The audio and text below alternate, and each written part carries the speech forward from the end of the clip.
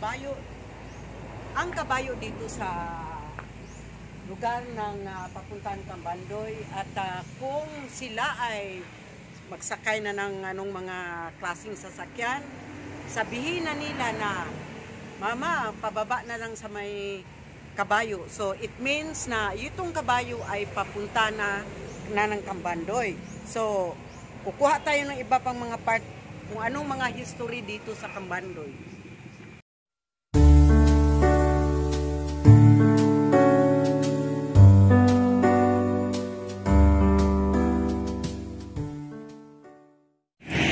Mga guys, yan na nga ang gate dito at yun naman doon sa malayo. Sa unahan ayan ang papasok na papuntang Cambandoy. Kaya tinawag nitong lugar na to ay kabayo. Kabayo ng dating hero dito sa Negros Oriental na si Pantaleon Villegas. So, punta na kami doon sa looban. Kaibigan ko, mga ling. Ito nga, inakupahan to ng mga Philippines Constabulary noong araw. So, yan nga, area to ng mga Philippines Constabulary or PC. Tapos, inanuhan na naman ng police. Dahil, so ngayon, army na talaga ang nag-aano dito. So, ito na nga, ako ngayon sa bahay ng aking kumari dito sa Cambandoy. So, Sia, how are you? I'm fine.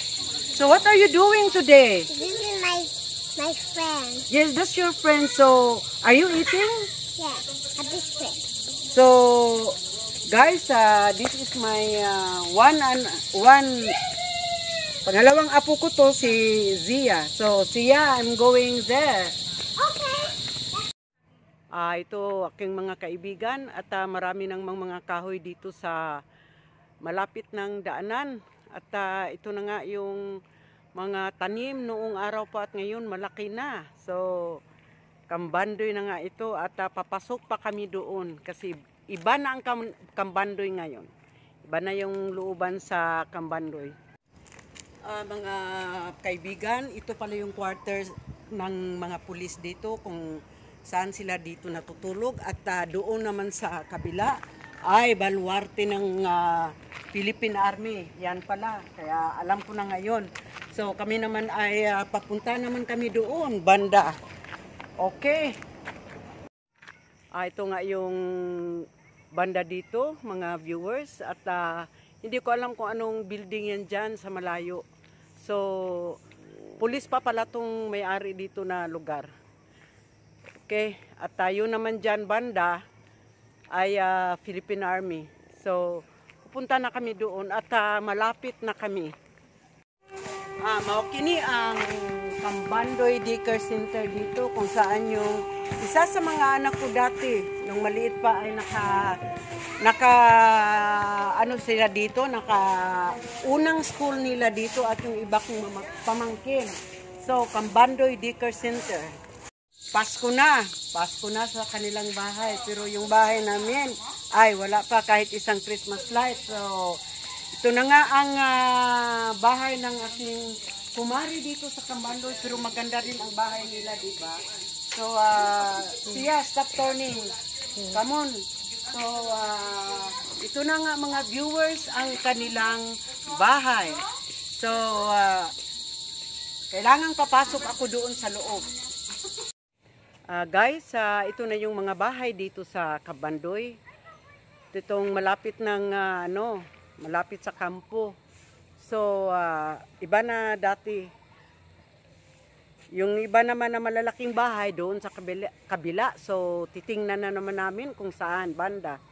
Pupunta na kami doon mga viewers. Sa baba na yan at alam ko ay malapit to ng tubig o sapa dyan. May sapa dyan doon sa bandang bandang dulo na kunti. So, kami naman ay papunta naman doon, viewers, at alam ko ay itong daan dito ay lubak-lubak pa. So,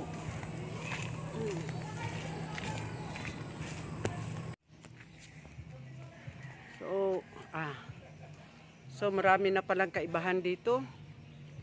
Marami ng mga malalaking bahay. At yun naman ay sa kabila namang kampo. Maganda nga oh.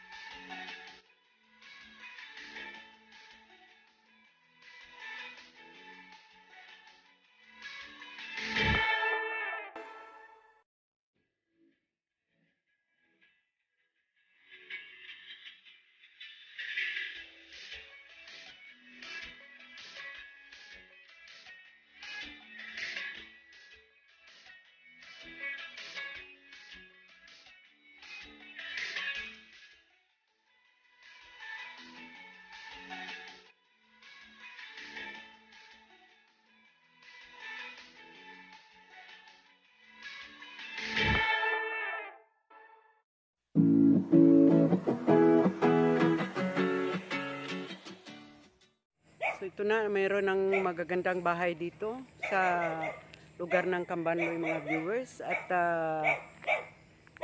maganda, marami ng kaibahan nga dito. So yan naman sa kabila, may mga bahay rin pero hindi namin napasok. So pupunta naman kami doon sa unahan. Dito kami sa bahay nila ni Melodia Aguilar. At napakaganda ng bahay niya. Maraming mga tanim. Doon din sa kabila. At now, ayan siya, at siya ay nagpapausok dahil tama nga. Kailangan talagang gagawin yan, lalo pag walang ulan. So, ang ganda, di ba? Wow! So, ang bahay ng isa sa mga kaibigan ko nandito. Aking mga kaibigan, mga ling, lalo na yung nasa layong lugar. Marami ng bahay dito. Dati ay maliliit pa. So, ito na nga.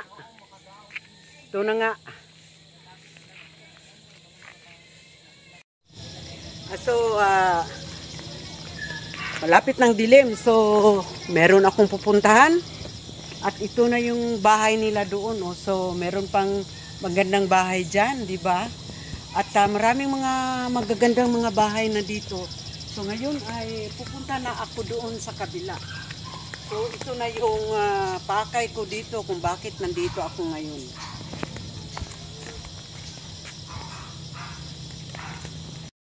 Guys, dito na lang ako at ito'y medyo madilim na at naririnig nyo ba ang gangis? Yan, ang gangis pag tuwing hapon. So, sana ay magugustuhan nyo to. Huwag nyong kalimutan mag-like, mag-subscribe, at mag-share ng aking channel. So, welcome to my vlog.